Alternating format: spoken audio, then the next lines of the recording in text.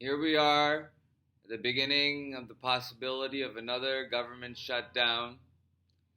And the question is democracy in crisis?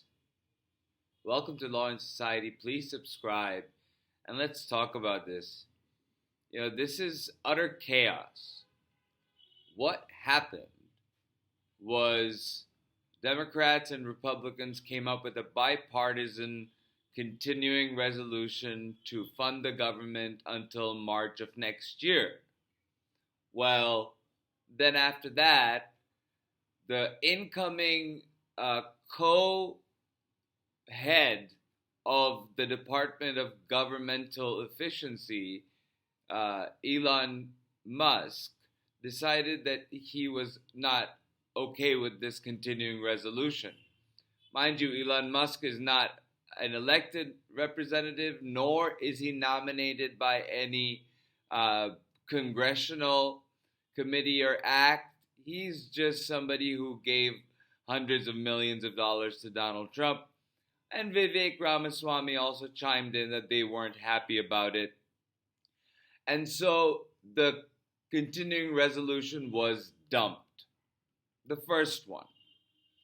Then the second one, Republicans came up with that took out of the bill children's cancer research, and that got Donald Trump and Elon and Vivek's approval, but 38 Republicans voted with Democrats to not pass that continuing resolution either. So this exercise has happened so many times because in the last 2 years that the GOP Congress, GOP House has been responsible for providing an appropriation bill, providing for sort of a budget that has sort of not even been successful because MAGA has not been able to get anything done. So the continuing resolution agreements that come down from Pelosi's era are still more or less what's in the stopgap resolutions that we have that will fund the government more or less as it has been funded for the next 3 months. It's kind of a really unstable and volatile way to keep going. And you would think that Mike Johnson would just work with, because now that he has 38 Republicans voting with Democrats on a bill that only Republicans came up with and don't have bipartisan support, it shows a fracture in the Republican Party as well. And so Mike Johnson's speakership is not as secure as it would be, especially with this proposal. It shows that Mike Johnson may not be the speaker. So the prudent thing for him to do to preserve his legacy of keeping our republic would be to pass the bipartisan continuing resolution that was initially stopped and thrown out because of Elon Musk and Vivek Ramaswamy's disapproval. Now that has become Trump's disapproval, it has to be tweaked around a little bit. There can be some work done, I'm sure, with that, but the time that remains is about 24 hours, less than 24 hours.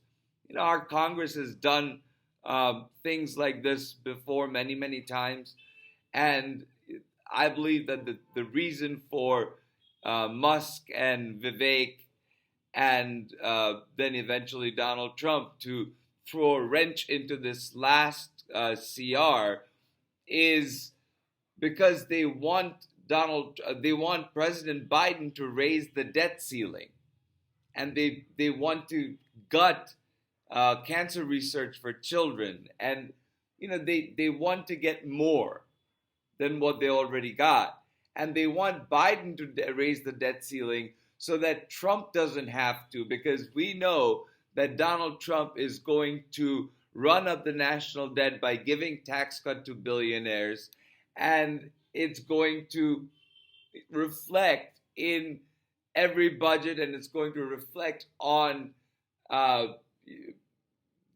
the deficit, and it's going to reflect on our economy. And so we're in the place now that our short-term economic policy has been derailed by an oligarch, by somebody who paid their way into Donald's inner circle and is Donald's primary, biggest single donor, and an oligarch. He's not a government official of any capacity. So, do we say that our democracy is in crisis now that an oligarch can block a congressional continuing resolution? I mean, I wouldn't say that we are completely in yet, but at least I think we are wading into this crisis. And unless Donald Trump asserts himself, unless Donald Trump ends or somehow mutes the relationship that he has with Musk and Vivek, with the distance of Doji and with Marjorie Taylor Greene as a congressional liaison, and then Donald will probably appoint somebody to deal with Doji once he enters office. But now in this period, Donald really isn't president, and he can sort of sit back and let this chaos happen. But the chaos happens and real people get hurt. Because if our government is not funded for the next 3 months, then people are going to go without a paycheck during the holiday season and going forward until after inauguration. And, that seems to me like doing such great injustice to federal workers who work on a day-to-day basis, and many of them are not well off, and they're not making hundreds of thousands of dollars. Government salaries are not that high. They're okay for a middle class to lower middle class living, especially if you're living in areas close to federal work, a lot of it in the Pentagon, a lot of it in DC.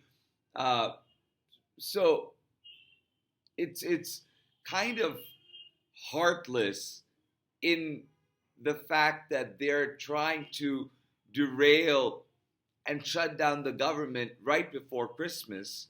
It's something that Scrooge would do from the Christmas Carol, but I don't think. I was talking to a friend, or we were interacting on social media, and talked about how in the Christmas Carol there's that emphatic empathy, that emphatic epiphany that happens at the end of the three dreams. But I don't think that's going to happen in Musk's or Vivek's or Donald's case, because I mean, I don't, short of a miracle, I don't see that happening. Anyway, I think that I still believe that in the next 24 hours it will be fixed. I hope it is, because otherwise people who work, hardworking American people, are going to suffer during a period of enjoyment, a period of togetherness, period of celebration. And that's not how, that's how MAGA wants to enter 2025, but that's not how I don't think our Congress should, put together, should, move forward as. So it's up to Johnson now, Little Johnson, Donald Trump's Little Johnson. Whatever will he do?